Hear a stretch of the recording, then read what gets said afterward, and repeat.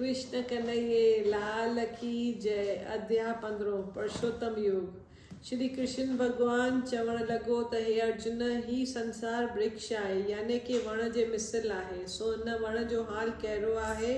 उन जी पार मथे ऐं टाड़ियूं हेठि आहिनि। ही ऊंधो वण आहे, जीअं ॿार माउ जे पेट में हूंदो आहे, उन जो सिर हेठि आहे। हे अर्जुन, ही मुंहुं हुन जो थुर आहे, हथ पेर हिन जूं टाड़ियूं आहिनि। जॾहिं पेट खां ॿाहिरि निकिरंदो आहे तॾहिं उबतो हूंदो आहे, इन करे उबतो वण आहे। हे अर्जुन, हिन खे अविनाशी बि चवंदा आहिनि, जंहिंजो अर्थ ॿुध। आत्मा अमर आहे, देह नासवंत आहे। वेद हिन वण जा पना आहिनि। हिन वण खे जेको सुञाणे सो पूरन वेद जो पंडित आहे। ही वण मथे ब्रह्मा जे लोक हेठि शीशनागनि जे लोकनि ताईं आहे। सतो, रजो ऐं तमो, इहे टई गुण हिन वण जा ॾार आहिनि। सिंघण, ॾिसण, ॿुधण, खाइण, पीअण, पैरण हिन वण जा छुगा आहिनि। हिन वण जी भूमि कहिड़ी आहे, जंहिं ते ही वण ॼमियल आहे, सो ॿुध। हे अर्जुन, मां ऐं मुंहिंजो इच्छा हिन वण जी भूमि आहे, या पृथ्वी आहे, जंहिं ते ही वण बीठल आहे। ॿियो त मां आहियां, ही मुंहिंजो नालो आहे, हीअ मुंहिंजी ज़ात आहे। हिन पृथ्वीअ ते वण ॼमियल आहे।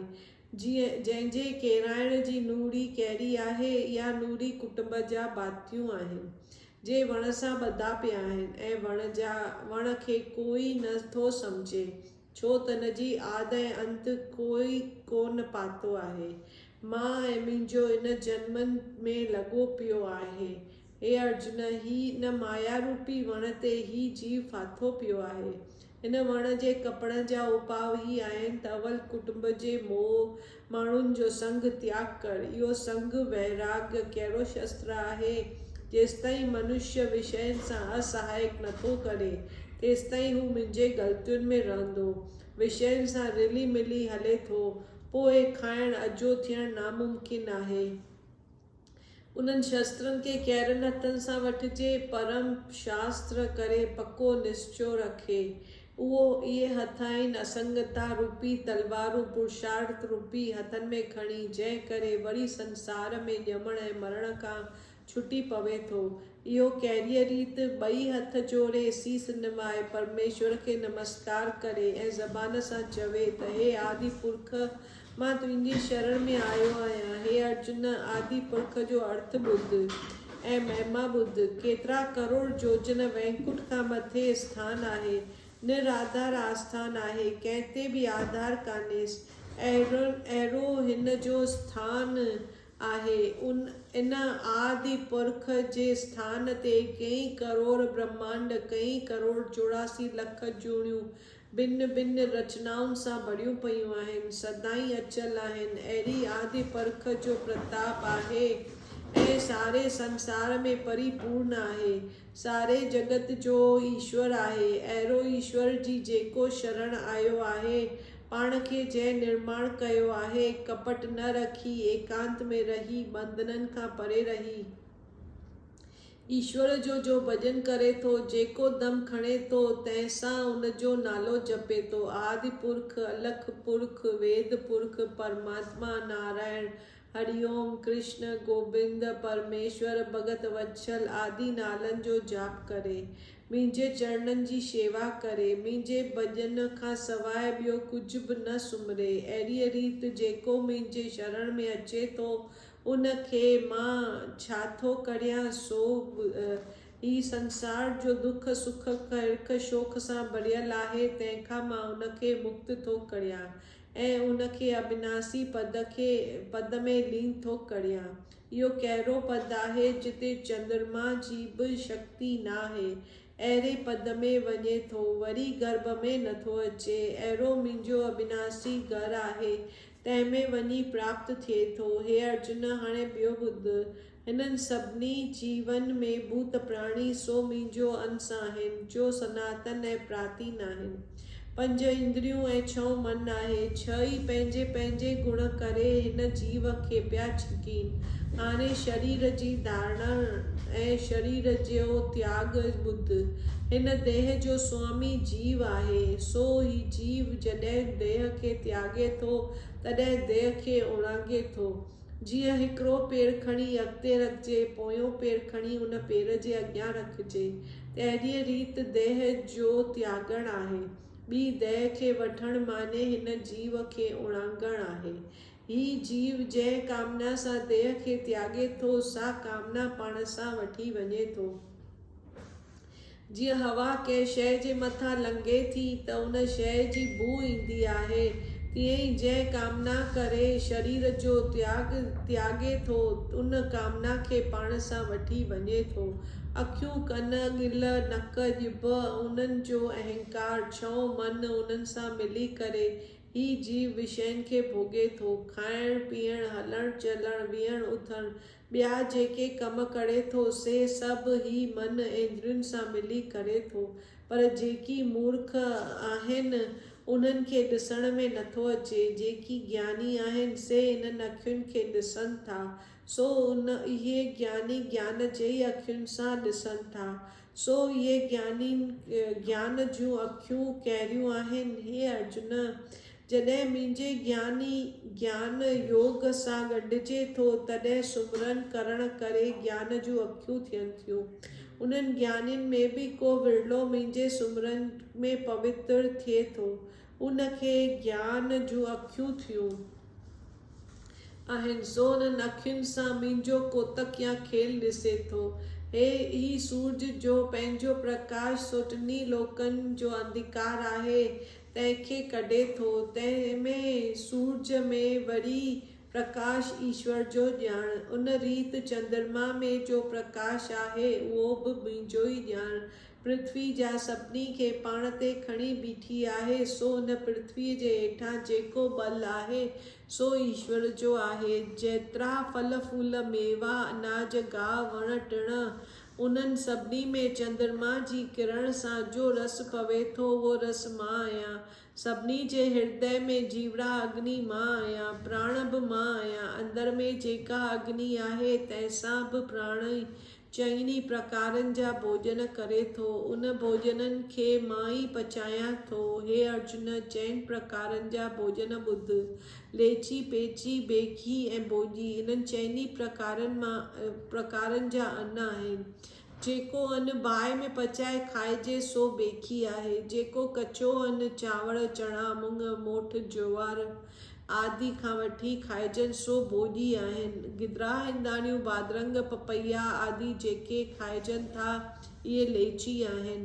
खीर, ॾुध, लस्सी, शरबत, पाणी आदि जेको पचाइजे थो सो पेची आहे। इहे चइनि प्रकारनि जा अन्न आहिनि। हे अर्जुन, सभिनी जे हृदय में मां विराजमान आहियां, सभिनी जे हृदय में वेही ज्ञान ॾेई माण्हुनि खां चङा कर्म करायां थो। मां ई उन्हनि खे आज्ञा ॾेई पाप कर्म करायां थो। वेदनि जे ॼाणण वारो बि मां आहियां। वेदनि जे अंत छा आहे, पर जेतिरी वेदनि जी मत आहे सा मुंहिंजी स्तुति करे थी। जॾहिं महिमा कंदे वेदनि जी मत रहिजी वञे थी, याने के थकिजी पवे थो, तॾहिं नित नित नित बेअंत पुकारींदो आहे, अर्थात चवंदी आहे त तुंहिंजी महिमा ॼाणण लाइ असमर्थ आहियां।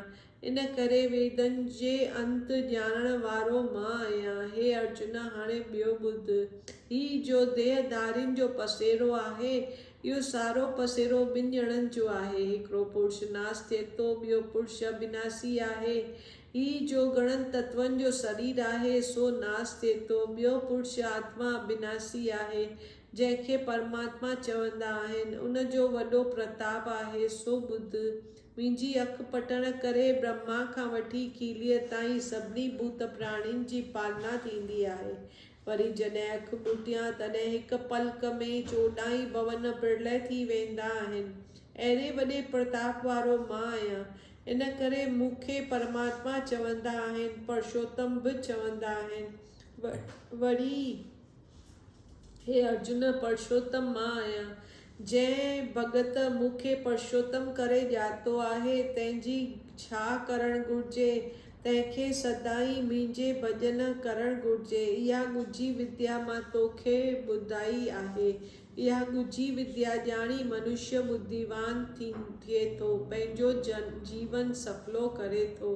बोलो श्री कृष्ण कन्हैये लाल की जय। तात्पर्य जेको सदाई ईश्वर जो भजन कनि था, जेके निरअभिमानी निर्मोही आहिनि, जिन संग कुसंग त्यागियो आहे, जेको परमात्मा जे स्वरूप वीचारण में लीन आहिनि, कामनाऊं जिन जो हिकदमि निवृत्त थी वयूं आहिनि, जेके सुख दुख जे लोॾे खां लंघे मथे थिया आहिनि, से ही अविनाशी पद खे पाइनि था। बोलो श्री कृष्ण कन्हैये लाल की जय।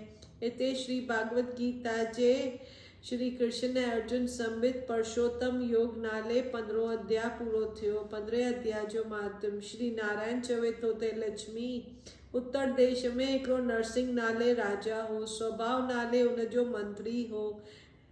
राजा जो उन ते ॾाढो विश्वास हो, पर वज़ीर जे मन में इहो खोट थियो त राजा खे मारे महाराजा थिया। हिकिड़े ॾींहुं ॾिठाई सभु सुम्हिया पिया आहिनि, राजा बि सुम्हियो पियो आहे। इहो वजु ॾिसी राजा खे मारे विधाई। पोइ राजा ई करण लॻो। केतिरा ई ॾींहं राजा ई करे नेठि मरी वियो। जमगुण धर्मराय वटि वठी वियसि। धर्मराय चयोसि त हे जमदूतो, ही वॾो पापी आहे, हिन खे वॾे घोर नरक में विझो। हे लक्ष्मी, इन रीत उहो पापी केतिरा ई नरक भोगे गोरे जे जनम में वियो। हिकिड़े गोरे जे सौदागर उहो गोरो पैसनि ते ख़रीद कयो ऐं हुन ॿिया केतिरा ई घोड़ा वरिता। पंहिंजे मुल्क में आयो तॾहिं उतां जे राजा ॿुधो फलाणो सौदागर सुठा घोड़ा वठी आयो आहे। पोइ राजा माण्हू मोकिले घुराए घोड़ा राजा वरिता। उहो गोरो बि वरिताई। गोरे राजा खे ॾिसी सिर नवायो। राजा इहो हाल ॾिसी इहो ही कहिड़ो सबबु आहे जो न गोरे सिर नवायो आहे। पोइ राजा पंडित खे घुराए उनजो कारण पुछियो त ईअं हिन छो कयो। पंडित चयो त राजा, तव्हांखे राजा सम्झी हिन गोरे सिर नवायो आहे। तॾहिं राजा चयो ईअं न आहे। केतिरनि ॾींहंनि खां पोइ राजा उन घोड़े ते चढ़ी शिकार करण वियो। उते राजा खे अची उञ लॻी। जिते परियां ॾिठई हिकिड़ो साधू कुटिया में वेठे कुटिया ठही पई आहे। हिकिड़े पाणीअ जो तलाउ आहे। उते राजा वञी लथो। गोरो वण सां ॿधी राजा कुटिया में वियो त साधू पंहिंजे पुट खे गीता जे 15 अध्याय जो पाठ वेठे सेखारियो।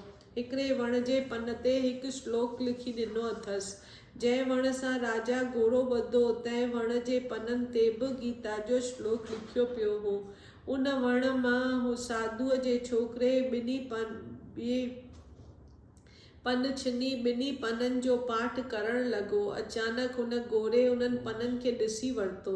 उनजी दह छुटी। देवताउनि जी दह पाए विमान में चढ़ी आकाश में वञी बीह रहियो।